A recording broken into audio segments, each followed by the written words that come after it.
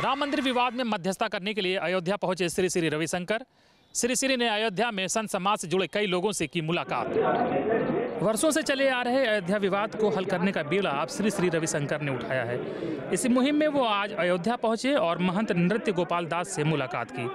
भारत में हर वर्ग में कुछ लोग इसको अपोज करेंगे, इसका विरोध करेंगे। बहुत कठिन प्रयत्न है ये। उन लोगों के लिए ये नहीं कह सकते हैं हम 100 बार फेल होने के लिए हम तैयार हैं, मगर ये प्रयत्न छोड़ने का मन नहीं है, प्रयत्न करते रहेंगे। लेकिन राम जन्मभूमि आंदोलन से जुड़े ज्यादातर संतों ने श्री श्री की मुहिम का विरोध किया। हमारे अयोध्या के संतों से पूछा नहीं गया और ये कह दिए कि मैं समझौता करूंगा। कौन होते समझौता कराने वाले? श्री रविशंकर जी नौटंकी कर रहे हैं, मसलता नहीं कर रहे हैं। इस मसले पे हम कोई बात नहीं करना है हमको। हमने तो पहले ही कहा था कि भाई वार्ता से मसले का हल नहीं हो सकता। उच्चतम न्यायालय में मामला चल रहा है, इसलिए माननीय उच्चतम न्यायालय के फैसले का हमें इंतजार करना चाहिए।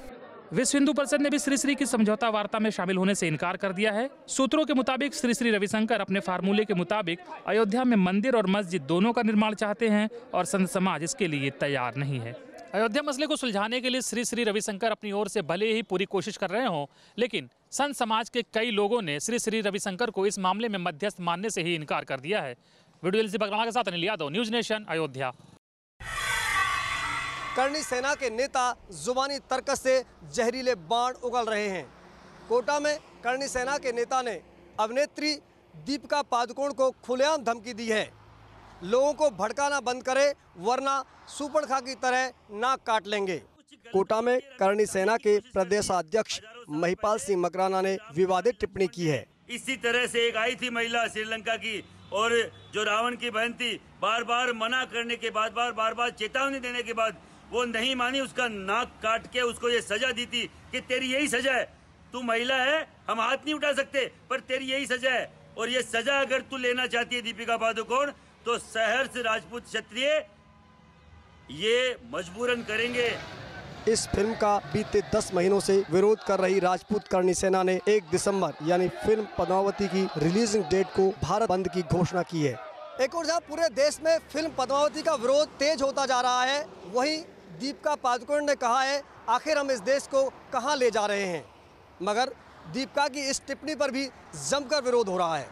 वीडियो जर्नलिस्ट महेश शर्मा के साथ लाल सिंह फौजदार, न्यूज नेशन, जयपुर। संजय लीला भंसाली की फिल्म पद्मावती को लेकर विवाद बढ़ता ही जा रहा है।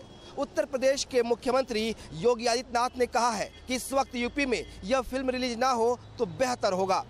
न्यूज नेशन से एक्सक्लूसिव बातचीत में योगी आदित्यनाथ ने कहा कि इस वक्त यूपी में नगर निकाय के चुनाव चल रहे हैं। 1 दिसंबर को फिल्म का रिलीज होना कानून व्यवस्था के लिए ठीक नहीं है।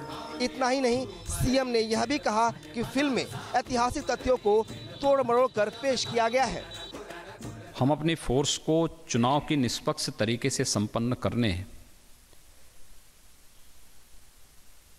और चुनाव आचार संहिता का पालन करवाने में लगाएं, या एक व्यक्ति के द्वारा तथ्यों के साथ तोड़ मरोड़ करके प्रस्तुत करने और अपने व्यक्तिगत निहित स्वार्थों के लिए किए गए किसी कार्य में अनावश्यक रूप से जनता के ध्यान को डाइवर्ट करने के लिए कानून व्यवस्था के सामने जो संकट खड़ा हो, उसके लिए हम लोग लगाएं। इससे पहले यूपी सरकार ने कानून व्यवस्था का हवाला देते हुए फिल्म की रिलीज को टालने के लिए केंद्र सरकार को एक पत्र भी लिखा है। जर्नलिस्ट सफल हसन के साथ विनोद मिश्रा, न्यूज नेशन, लखनऊ। मध्य प्रदेश के ग्वालियर में बनाया जा रहा है नाथूराम गोडसे का मंदिर। हिंदू महासभा ने अपने दफ्तर में लगाई गोडसे की प्रतिमा। मध्य प्रदेश के ग्वालियर शहर में नाथूराम गोडसे का मंदिर बनाया गया है। दरअसल नाथूराम गोडसे को महात्मा गांधी की हत्या के आरोप में 15 नवंबर को फांसी दी गई थी और हिंदू महासभा ने इस दिन को बलिदान दिवस बताते हुए न सिर्फ अपने दफ्तर में गोडसे की प्रतिमा लगाई, बल्कि उसकी पूजा अर्चना करके बाकायदा आरती भी उतारी। हमने मंदिर निर्माण का कार्य किया है, 144 घंटे के अंदर इतना निर्माण हुआ है। इधर कांग्रेस ने इसे राष्ट्रपिता का अपमान बताते हुए गोडसे का मंदिर बनाने पर राष्ट्रद्रोह के तहत कार्रवाई की मांग की है। आरोपियों के खिलाफ राष्ट्रद्रोह का मुकदमा कायम हो, इसकी मांग को लेकर आज हम यहाँ हबीबगंज थाने में 0 पे कायमी के लिए अपनी मांग को लेकर यहाँ आए हैं। वहीं बीजेपी इस मामले में नपी तुली प्रतिक्रिया दे रही है। ग्वालियर में गोडसे का मंदिर बनाने को लेकर कांग्रेस ने जहां बीजेपी की सरकार की चुप्पी पर सवाल उठाए हैं, तो वहीं बीजेपी इसे अभिव्यक्ति की आज़ादी के नाम पर जायज ठहरा रही है। कुल मिलाकर इस मसले पर अब सियासत जोरों पर है। वीडियो जर्नलिस्ट अभय के साथ नीरज श्रीवास्तव, न्यूज़ नेशन, भोपाल। दिल्ली के कंझावला इलाके में एटीएम में कैश डालने आई कैश वैन को बदमाशों ने लूटने की कोशिश की, लेकिन गार्ड की बहादुरी के चलते वो अपने मकसद में कामयाब नहीं हो पाए और इसी झुंझलाहट में बदमाशों ने गार्ड को गोली मार दी।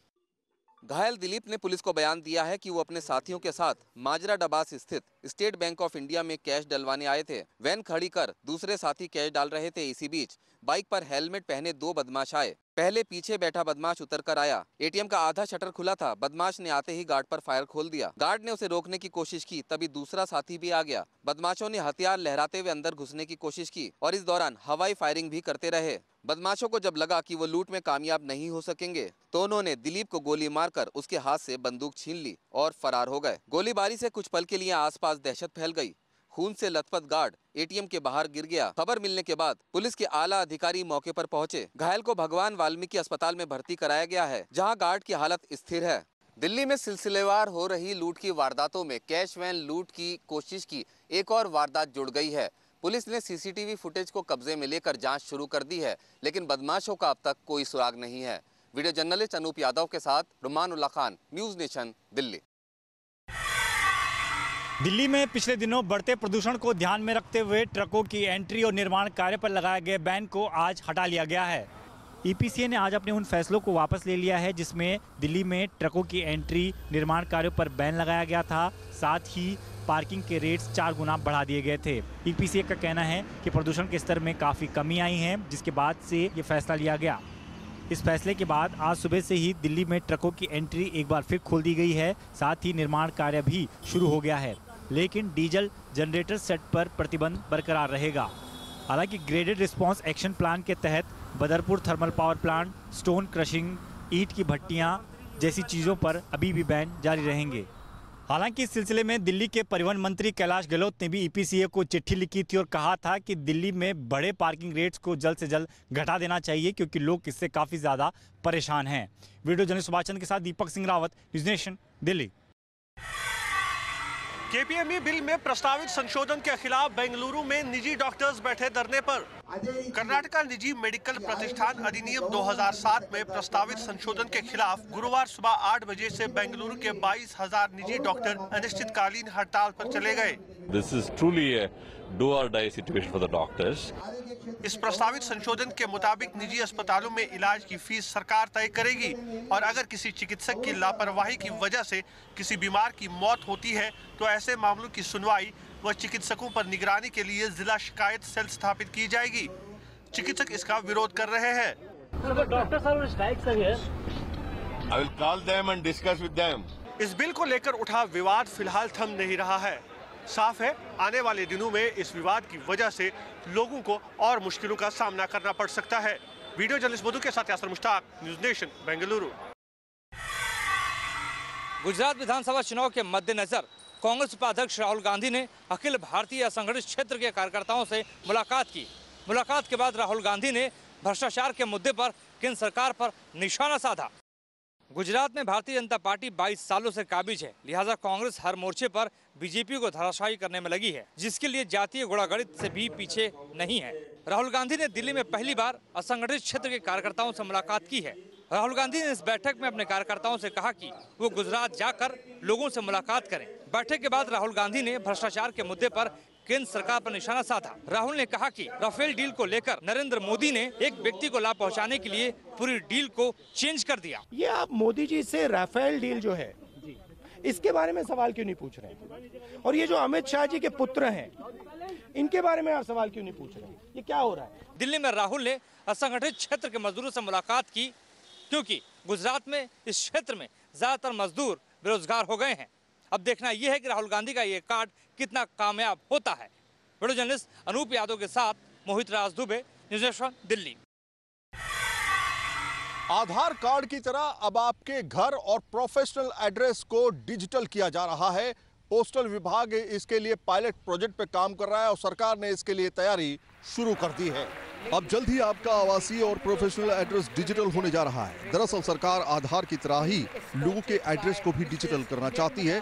संचार मंत्रालय के अंतर्गत आने वाले डाक विभाग को इस पायलट प्रोजेक्ट के लिए आदेश दिया गया है। इस प्रोजेक्ट के तहत एक 6 अक्षरों वाला डिजिटल एड्रेस दिया जाएगा। इससे प्रॉपर्टी टाइटल और मालिकाना हक, प्रॉपर्टी टैक्स रिकॉर्ड, बिजली, पानी और गैस जैसी चीजों के उपभोग की जानकारी मिल सकेगी। कुछ विशेषज्ञ ये भी मानते हैं कि बेनामी संपत्ति की तरफ सरकार का बढ़ता हुआ एक कदम भी माना जा सकता है।